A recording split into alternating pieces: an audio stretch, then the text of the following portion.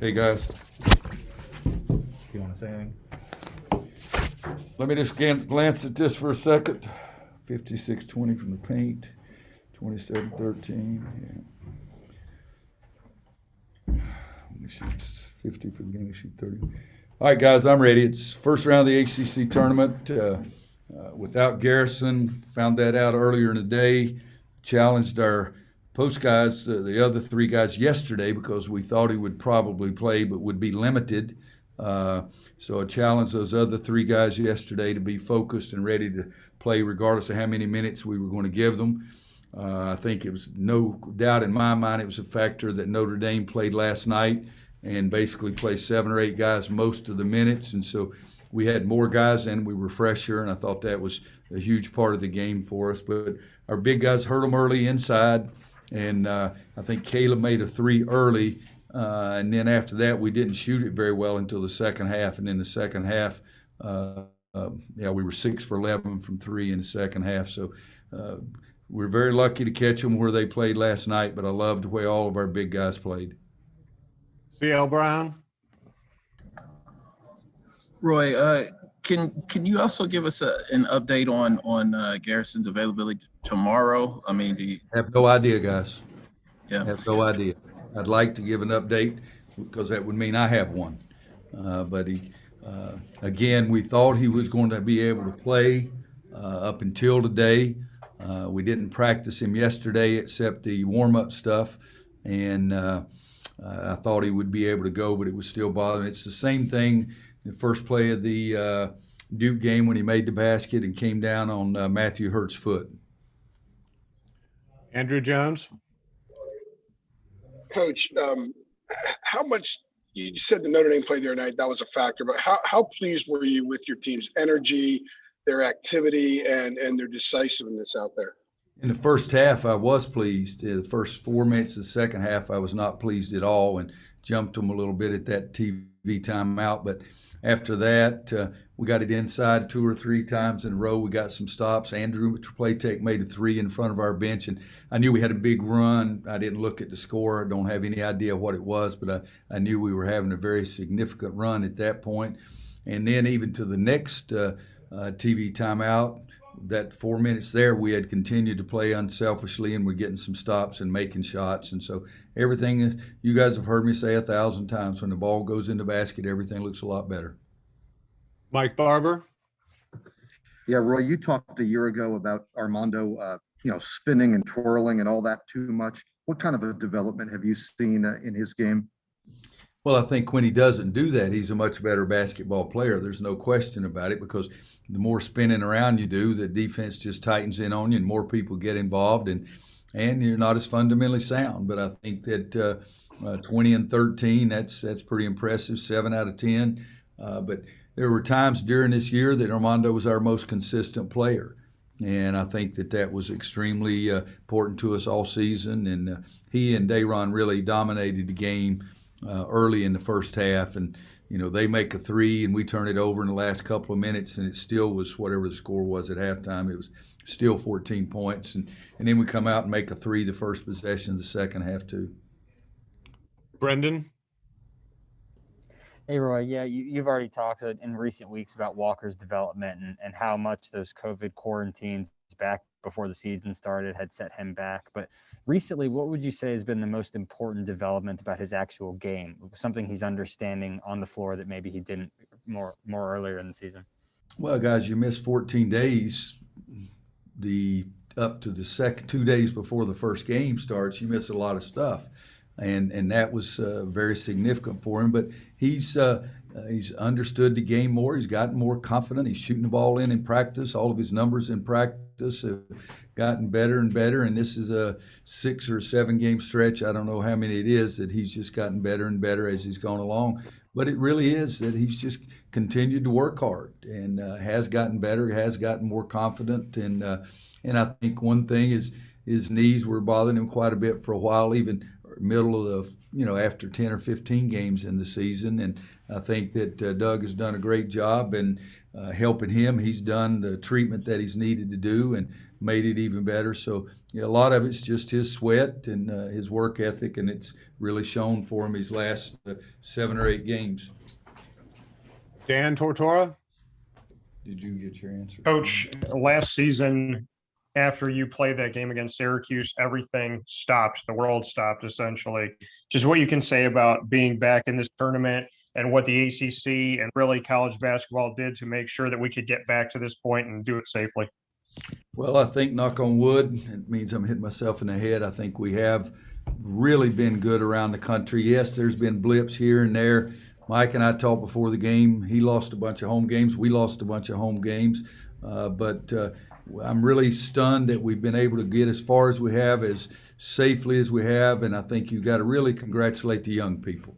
That's the bottom line. I mean, this older guys like me or something, it's not as difficult, but I think you have to congratulate the young kids or in every school around the country, the job that they have done. And yes, I do remember being here last year when all this stuff happened, and it was so sad. And, I'm scared to death about the spikes that could be coming if we're opening up too soon. And a couple of states are already doing that. But for the whole, I think our kids should be congratulated for what they've done. And our league and NCAA as a whole have been listening to the scientists and not the politicians. And I think that's been great. We got time for a couple more, and then Armando's almost ready. Adam. In the ACC, but not as the bowl. Roy, you get Virginia Tech tomorrow night, and obviously that was a game that dropped off your schedule. You didn't play them. Are they in any way sort of a mystery because of the pauses that they've had and the fact that you haven't seen them? Yeah, it's strange because I haven't seen them nearly as much as I've seen some of the other teams in our league, and it's because we didn't play them at all. We played Clemson once and we lost that home game. We played Miami once and lost that home game. And Boston College would be the other team that I hardly saw them play. And that's Boston College and Virginia Tech, both in that same category. And they're a little bit of a mystery. I have seen them play some, but not nearly as much as I have the other teams. They'll be even more rested than we are, and we understand that. But Michael does a great job, and I saw their game against Virginia, and they were off the charts so good in that game. And that's probably saw a few moments of some of the other games, but their game against Virginia, that stretch that they had in the second half was just off the charts. Last one, Danny Thompson. Coach Danny Thompson with the 3-point conversion. You've coached a lot of basketball in a lot of different places. Have you ever had a night where you don't have your best post player, but you had 3 guys with double-doubles from the post and just as dominant as Bacot, Sharpe, and Walker was tonight? I don't know that I've ever had that. We've had 3 or 4 big guys on our team a lot. And when I was at Kansas and here, and that they've been very good players. And I like to play big guys. I like to play 2 big guys. Mark Few and myself are about the only guys in the country to still play 2 big guys together. But, I don't know that I've had with those stats that you gave up. But at Kansas, I had Rafe LaFrance, Scott Pollard, T.J. Pugh, and Greg Ostertag, 3 near 7-footers. And then we had Nick Collison, Drew Gooden, and Wayne Simeon. So we've had really good players, but I don't know if we've ever had those kind of stats come up from that game. But it was good, and they stepped up to the challenge. Garrison's our most experienced player, the most sound fundamentally defensively, and that was the part that I was worried about the most. All right, here's one. I'm sorry. Before I get out of here too, guys, how about you guys writing an article about that we have players on our team that practice and play all year long and get to the ACC tournament and can't dress out? I mean, my gosh. If the bowl game, if the football team gets to go to the bowl game, they can dress out everybody in the world. But we come to the ACC tournament, which is traditionally part of the NCAA tournament, and these kids have practiced all year long. I had to have 2 guys tonight that couldn't dress out. And to me, that's not right. And it's not anything about too many suits and ties on the bench because nobody's wearing a suit and tie, and you can separate 17 guys just as much as you can 15. So we need to do something about that rule. Thank you, guys. Well said. Armando, now you're up. Thank you. CL, you're first. Armando, obviously you guys scored a season high, but I thought defensively you played extremely well. What was the difference between this and that first meeting against Notre Dame when they were able to get 11 threes? Yeah, I mean, it's kind of bad to put it like this, but it was win or go home. We knew we had to go out there and just compete. I mean, obviously, just the way they came back yesterday was kind of scary. And not having Garrison, we just knew, like, we could not let up on them. We couldn't let Leshevsky get going or Hub. And, I mean, I thought we went out there and competed hard on defense. We got all the right rotations. We did a good job of communicating without our defensive leader, Garrison. So I thought it was overall a good job by all of us, and we stepped up. Ross? Hey, Armando, what do you have to say about Walker Kessler's play? It just seems super active, and with his length on those blocks, I mean, your perspective of his game and really his improvement from a couple of weeks ago to now. I mean, yeah, Kessler, I mean, he's special right now, and he's going to be even more special down the line. I mean, obviously, he probably has the highest upside out of all the bigs, and he's just putting everything along in there, man. I think it just speaks to just how talented our front court is. Even with Sterling not playing too, I mean, if you see Sterling in practice, some of the stuff he does, I mean, there's days he dominates and make it tough on me, Dillard and Kess, blocking our shots, scoring in the paint. I mean, it's a good front court. I mean, I feel like we all just get better from playing against each other, and that was just one of the main things I was telling Kess at the beginning of the year when it was like a little rough. Just, you're not going to play no bigs better than Sterling or me or Dillard really on that daily basis. So I just feel like he's just putting it all together, and I mean, he's special. Mike Barber, go ahead. Yeah, Armando, coach said that, knowing that Garrison might be limited, he challenged you guys yesterday. What did he say, and how did you guys kind of take that? Yeah, I mean, coach came up to us. It was not a good chance that Garrison was playing, so he just told us he needed us all to just step up.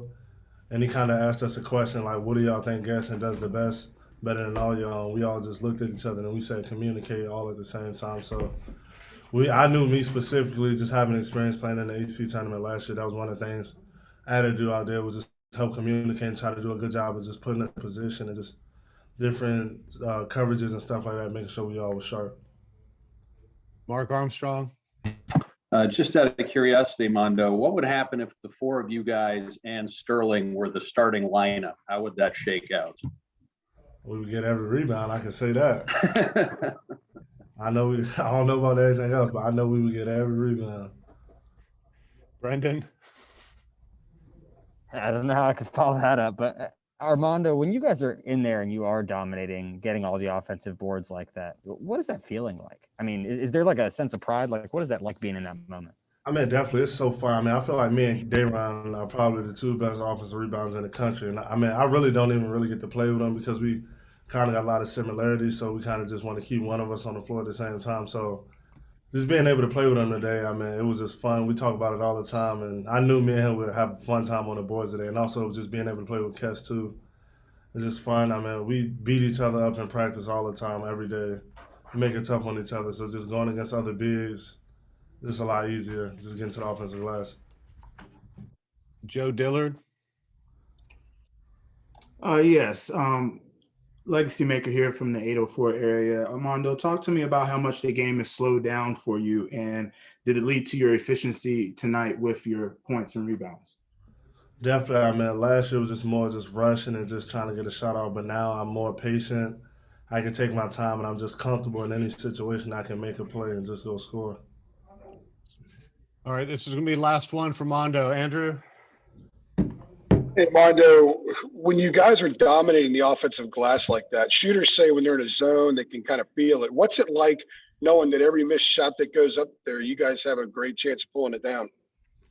I mean, it's a fun feeling just knowing, I mean, it gives us a chance to kind of like pat our stats on the offensive boards. I mean, we had competitions to go out there and see who can get the most offensive boards. I mean, it's just fun just being able to rebound shots and give second chances for us on just putting back stuff like that, but also the shooters on the outside that might have missed. I mean, it just makes the game a lot easier. It draws fouls. I got a couple fouls on Leshevsky today, and we got Durham some fouls from just going to the offensive glass. It just makes the game a lot easier. All right, Armando, thank you. Aaron, here we go. Jacob Turner? I need your song. Well, you don't have to. It's your call. Either one. I mean, you're with Josh and Nate, so you're fine. Go ahead, Jacob. Hey, Dayron. A big performance from you tonight, obviously, and I know it was a lot different of an experience than you probably thought it was a couple years ago when you kind of thought about playing in the ACC tournament for the first time. But I'm just kind of curious on what it was like for you to kind of finally experience playing in Greensboro in the ACC tournament and kind of building off of that. How important is it for you guys to kind of put this big win behind you and switch the focus to Virginia Tech ASAP? I feel like everybody already focused for Virginia Tech game. You know, it's a tournament. You play every day. You got to, like, once you win, it's on to the next. And right after the game, I feel like we was all focused on ready for Virginia Tech. Greg Barnes. Daron, Roy said that he challenged you and Armando and Walker when it looked like Garrison was not going to be able to play. How did you process that, and kind of what was the key for you coming into this game, getting off to a hot start? Losing Garrison was a big part. You know, he's our leader. He's way more vocal on defense than anybody. But me, Mondo, and Kessler knew, like, this is a win or go home situation, and we ought to step our game up. Ryan Keys. Daron, I know it's difficult when a game is such a big blowout like that to take real lessons from it, but, you know, after performing like that, is there anything you guys are focusing on going into tomorrow in particular? We're going to try to keep the same energy we had in this game, play defense the same way, deny the passes, playing hard, no open threes, open looks for the shooters, feed the bigs, you know, inside-out game, get our guards into it. Same thing we did this game, we'll try to bring it into our next game. All right, a couple more here. Luke, go ahead. Hey, Daron, it seems like this team has peaked a couple of times this season after Louisville and then lost to Marquette and then a big win versus Florida State and lost to Syracuse. Seems like you guys have now had a couple of games and got some momentum with Duke and now today versus Notre Dame. How do you continue that momentum into Virginia Tech and kind of to finish your season? I feel like everybody has to stay locked in, stay focused, zoned in, and get ready for the next game. Keep the same energy. We can't be like inconsistent, win one big game and then lose to the next game. We got to keep it going. Okay, last one, Dan Tortora.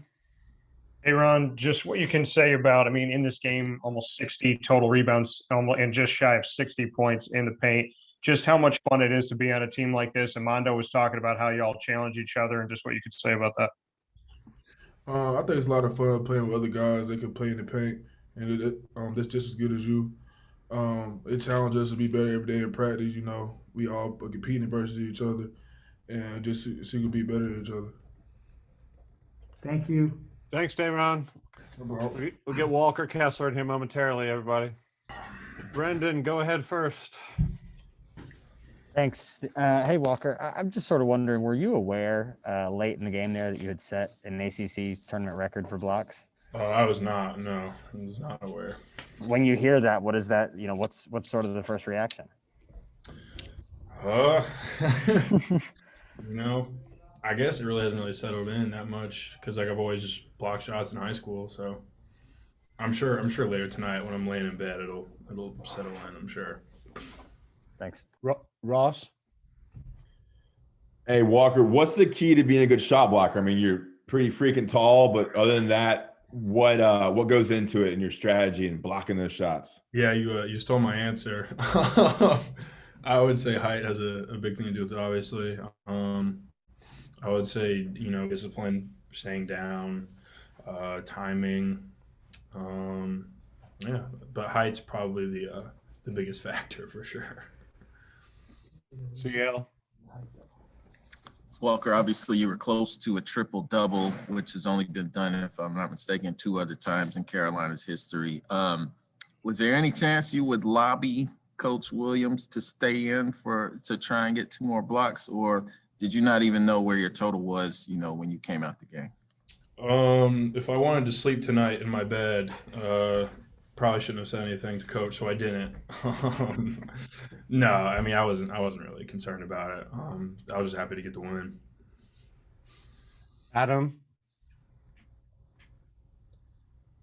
Walker, I believe you're technically right-handed, but is there something about, those block shots with your left hand? It seems like you're more comfortable, I don't know, measuring guys or going up with your left and blocking it. How does that work out for you with the left hand? I just I don't really think about it. I just go get the ball. And I guess there's a tendency of my left hand blocking it more. I didn't even really notice that. But good on you to catch that, because I didn't. Thank you. Gregory Hall. Walker, never compliment Adam ever again. But what was the mentality going into today's game, knowing that Garrison was questionable? Armando said all three of you guys looked at each other and just said communication, which is what Garrison brings. So you guys needed to step up. Just what was the process for you guys to get ready for tonight? Yeah, I would agree with Mondo. Garrison's a very good communicator. He's a leader. He's a vet, very skilled player. And, you know, even without him, with him, we have the best front court in the nation by far, easily. And then without him, we all kind of understood that, you know, we got to, you know, step up a little bit. Like, not one person has to, you know, do it by themselves. Like, if we all step up a little bit, we can slightly make up for Garrison's absence, even though, you know, obviously we're not as good if Garrison's out. A couple more guys. Brian Keys. Walker, you almost had 9 if a couple calls go a different way, because you got the goaltending and then the 24-second violation that you kind of touched right as the buzzer's going. You know, if you can redo that, any chance you want those back? I don't know what the record in a ACC tournament game is, but I'm guessing 9 is probably sets it. Yeah, you know, that would be nice, but I'm not really too concerned about it. I just want to go, you know, win the tournament. That's the only thing I got on my mind. All right, last one, Jacob. Hey, Walker, I asked Dayron a similar question a few minutes ago, but, you know, obviously it's a big win for you guys tonight, but quick turnaround, Virginia Tech tomorrow night. I think Dayron already said that he noticed in the locker room that the guys' focus is kind of already shifted to that game.